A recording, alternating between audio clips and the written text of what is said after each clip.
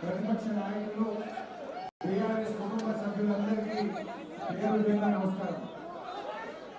వాస్తవానికి రేవంత్ రెడ్డి తన యొక్క ఫెయిల్యూర్స్ కప్పిపుచ్చుకోవడానికి, తన చేతగాని తనాన్ని కప్పిపుచ్చుకోవడానికి ప్రజల పక్షాన తెలంగాణ గొంతుపై ప్రతిరోజు ప్రశ్నిస్తున్నటువంటి కేటీఆర్ గారి మీద అక్రమ కేసులు బనాయిస్తా ఉన్నారు.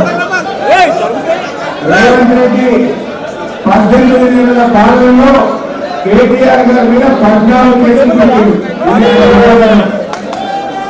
18 నెలల పాలనలో నువ్వు ప్రజలకు ఇచ్చిన ఒక్క హామీ కూడా నీ ఛాన్స్ హామీలు అమలు చేయడానికి నీ మీద చీటింగ్ కేసు పెట్టాల్సిన అవసరం ఉంది. నువ్వు మాట తప్పినందుకు నీ మీద కేసు పెట్టాల్సిన అవసరం ఉంది. దేవుళ్ళ మీద ఒట్టుబెట్టి మాట తప్పినావు, అసెంబ్లీలో చెప్పి మాట తప్పినావు. మాట తప్పులు తప్ప మాట నిలబెట్టుకున్న పాపాన్ని ఎన్నడూ కూడా పోలేదు. కేటీఆర్ గారు ఈ రాష్ట్రం యొక్క గౌరవాన్ని పెంచే విధంగా మొత్తం ఇండియాలో అనేక రాష్ట్రాలు మాకు ఈ కార్ రేసింగ్ కావాలంటే మాకు కావాలని పోటీ పెడితే తన శక్తి యుక్తులను ఉపయోగించి హైదరాబాద్ కు ఈ కార్ రేసింగ్ తెచ్చి మన రాష్ట్రం యొక్క గౌరవాన్ని అంతర్జాతీయ స్థాయిలో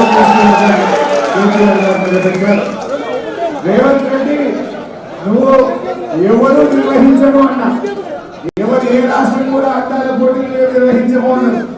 ఎవరు మాకొద్దన్నారు, ఎవరు మాకొద్దన్న అద్దాల పోటీలు ఈ రాష్ట్రానికి తెచ్చి ప్రపంచం ముందు రాష్ట్ర పరువు తీసిన రేవంత్ రెడ్డి.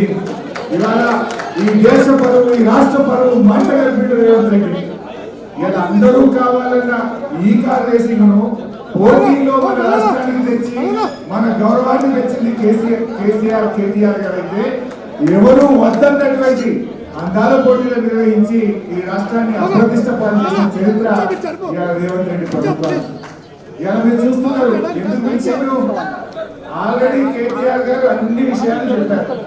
కేవలం డైవర్షన్ పాలిటిక్స్. రేపేదో స్థానిక సంస్థల ఎన్నికలకు పోవాలి కనుక కేటీఆర్ గారిని ఇబ్బంది పెట్టు, బీఆర్ఎస్ కుటుంబ సభ్యులను, మా ఎమ్మెల్యేలను, మా కార్యకర్తలను, మా సోషల్ మీడియా యాక్టివిస్టుల మీద కేసులు పెట్టి ఆయన ఏదో అటెన్షన్ డైవర్షన్ చేద్దాం అనుకుంటున్నారు. కుల్లా ఉన్నది. రాష్ట్ర ప్రభుత్వ ఖజానా నుంచి ఆ కంపెనీ అకౌంట్ లోకే పోయింది. ₹1 ఇటుపోలే, ₹1 అటుపోలే, ₹1 ఇంకెక్కడికి పక్కదారి పట్టలేదు. అందులో కేసే లేదు.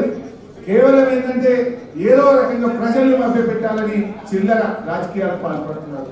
ఎంత దుర్మార్గంగా తయారైపోయిందంటే తుమ్మితే కేసే, దగ్గితే కేసే, పిచ్చితే కూడా కేసే పెట్టాలి.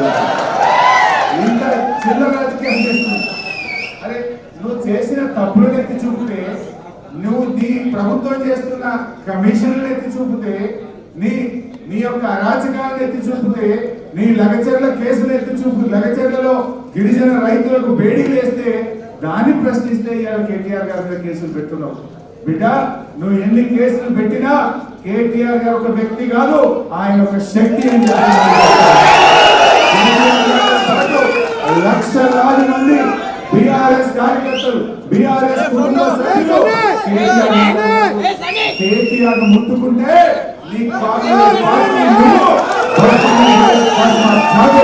హెచ్చరిస్తూ నేను ఇంకెక్కువ టైం తీసుకోకుండా గౌరవనీయులు కేటీఆర్ గారిని మాట్లాడాల్సిందిగా కోరుతున్నాను.